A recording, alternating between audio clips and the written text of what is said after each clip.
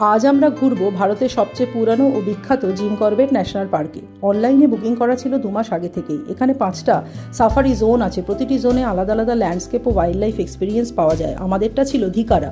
খোলা জিপে জঙ্গলের ভেতর ঢোকার অনুভূতিটাই আলাদা। কাঁচা পাকা রাস্তা, প্রতিটি বাঁকেই ছিল চমক। উঁচু উঁচু গাছ আর গাছের মাঝখান দিয়ে পড়ছে সূর্যের আলো, যা এক কথায় ম্যাজিক্যাল। জিপ এগোতে লাগলো, দেখলাম হরিণ, চিতল হরিণ। এগুলো কেউ ঘাস খাচ্ছে, কেউ আবার সতর্ক চোখে আমাদের দিকে তাকিয়ে আছে। গার্ড বলল যেখানে হরিণ আছে সেখানে শিকারি থাকার সম্ভাবনা থাকে।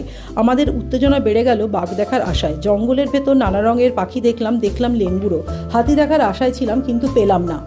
একটু পরে মাটির দিকে তাকিয়ে দেখি বড় বড় পায়ের ছাপ, রয়্যাল বেঙ্গল টাইগারের ফুটপ্রিন্ট। একটু আগে হয়তো বাঘ বেরিয়ে গেছে এই রাস্তা দিয়ে। এই সাফারির সবচেয়ে বড় সুন্দর দিক হলো প্রতিটি মুহূর্তে একটা উত্তেজনা থাকে। কখন, কোথায়, কোন দিক থেকে কোন প্রাণী বেরিয়ে আসবে তা কিন্তু কেউ জানে না। তাই আমার মনে হয় এটা শুধু ন্যাশনাল পার্ক নয়, এটা ভারতবর্ষের একটা বিশাল বায়োডাইভার্সিটি হটস্পট।